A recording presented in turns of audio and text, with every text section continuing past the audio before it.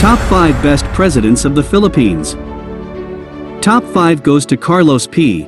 Garcia. Was born in Talabon, Bohol, Philippines on November 4, 1896, to Policronio Garcia and Ambrosia Polistico, who were both natives of Bang, Abra. He was a Commonwealth military leader who was the 8th President of the Philippines. During his presidency, both official and public, the Congress of the Philippines, finally, approved a bill outlawing the Communist Party of the Philippines. Garcia signed the said bill into law as Republic Act No. 1700, or the Anti-Subversion Act, on June 19, 1957. It was enacted into law during the peak of the Hagbalahap's Communist Rebellion in the 1950s, and on September 22, 1992, it was repealed by Republic Act No. 7636 during the administration of Fidel V. Ramos and revived in 2019, to end the Communist Rebellion in the Philippines in response to reports of students being recruited by front organizations of communist rebels. Garcia exercised the Filipino First policy, for which he was known. This policy heavily favored Filipino businessmen over foreign investors. Garcia initiated what has been called the austerity program.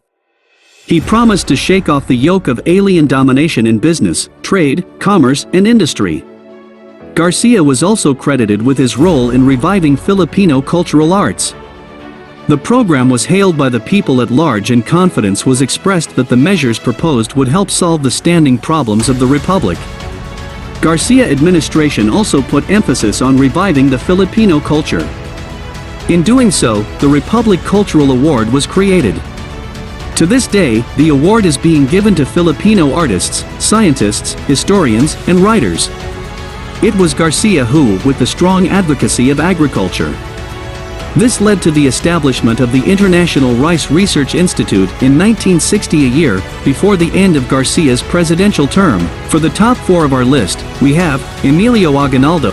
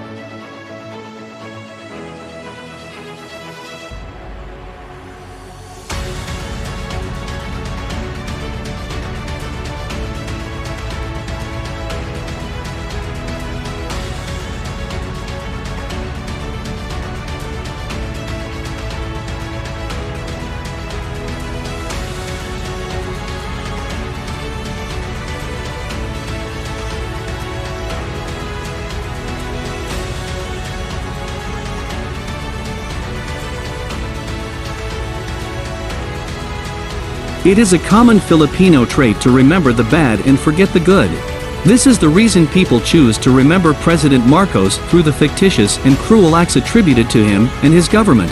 Ferdinand Marcos gets my 3rd best president of the Philippines. He was born on September 11, 1917, and died September 28, 1989. He was president of the Philippines from 1965 to 1986. He was a lawyer, member of the Philippine House of Representatives, 1949 to 1959, and a member of the Philippine Senate, 1959 to 1965.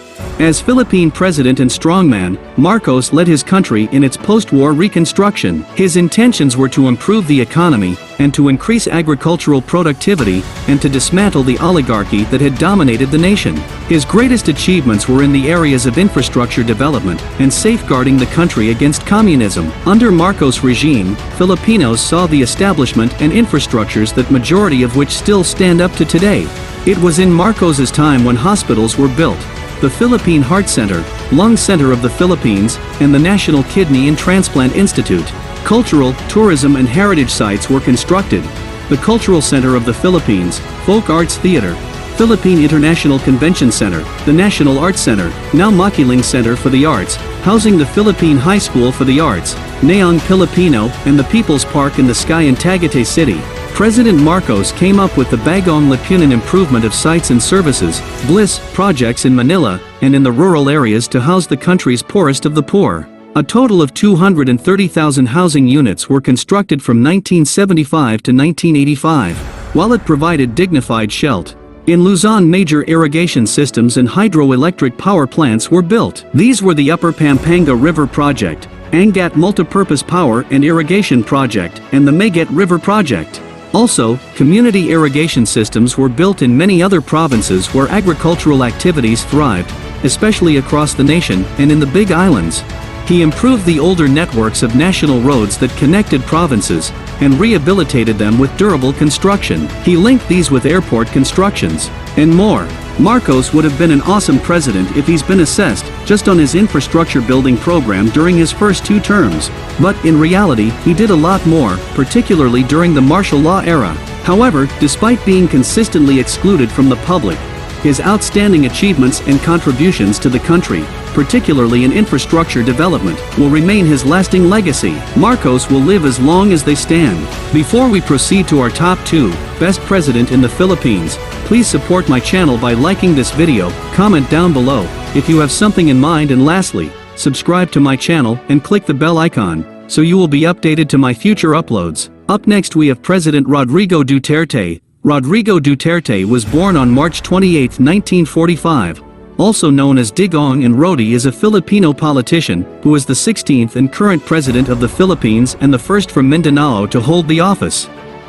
His contributions are the following: burial of Ferdinand Marcos, campaign against communist insurgency, anti-corruption efforts, support for death penalty, campaign against illegal drugs, environmental policies. Under environmental policies we have mining Manila Bay's cleanup, Boracay cleanup, support for federalism, infrastructure development with the help of DPWH. Part of Duterte's policy is the Build Infrastructure Plan, which according to the administration will usher in the golden age of infrastructure. The goals of the program are to reduce poverty, encourage economic growth, and reduce congestion in Metro Manila. There are so many projects to mention, but here are some pictures of his infrastructure, road widening and modernization projects for the Philippines.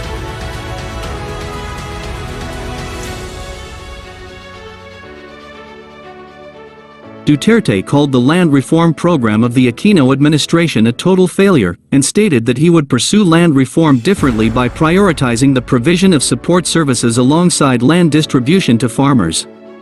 In December 2018, the last 117 farm workers in Hacienda Luisita have been handed their certificates of land ownership award covering 6,600 square meters of land, completing agrarian land distribution at the estate formerly owned by the Cojuangco Aquino clans in Tarlac Province. Campaign against terrorism. Duterte signed Proclamation No. 216 declaring a 60-day martial law in Mindanao following clashes between the AFP and the Mute group in Marawi, Llano del Sur. The Battle of Marawi became the longest urban battle in the modern history of the Philippines. Under foreign policy we have ASEAN. Duterte has placed great importance on the Philippines' diplomatic relations with its ASEAN neighbors, and many more. For the first place in my list we have Ramon Magsaysay. Actually, I could place President Marcos and President Duterte in this place, but there's a list that we need to follow. These last 3 presidents in my list deserves a huge respect for what they have done in our country. I placed Ramon Magsaysay as the best president of the Philippines, with a reasonable cause. Ramon Magsaysay was born August 31, 1907, IBA, Philippines, and died March 17, 1957, near Cebu. Best known for successfully defeating the communist-led Hukbalahap movement. President Magsaysay placed emphasis upon service to the people by bringing the government closer. He ordered the gates of Malacañang Palace be opened to the general public, who were allowed to freely visit all parts of the palace complex. He created the Presidential Complaints and Action Committee. It would come to hear nearly 60,000 complaints in a year, of which more than 30,000 would be settled by direct action and a little more than 25,000 would be referred to government agencies for appropriate follow-up.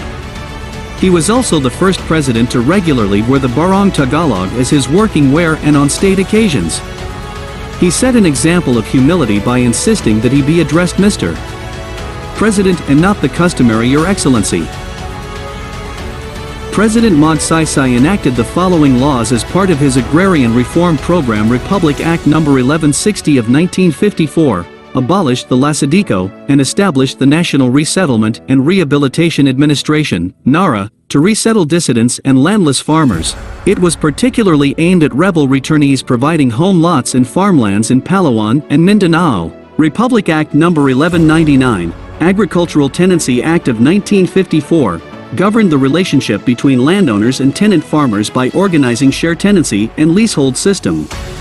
The law provided the security of tenure of tenants. It also created the Court of Agrarian Relations.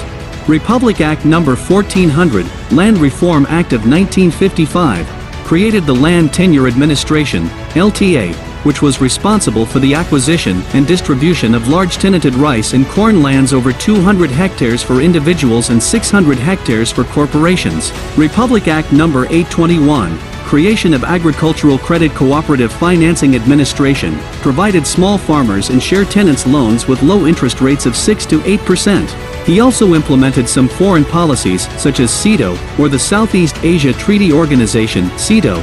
The active coordination of the Magsaysay administration with the Japanese government led to the reparation agreement.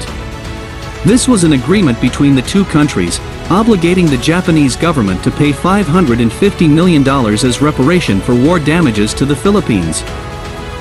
How about you? What are your thoughts about our list? Who's your top 5 best presidents of the Philippines? Just comment it down below, and also subscribe to my channel, and thanks for watching.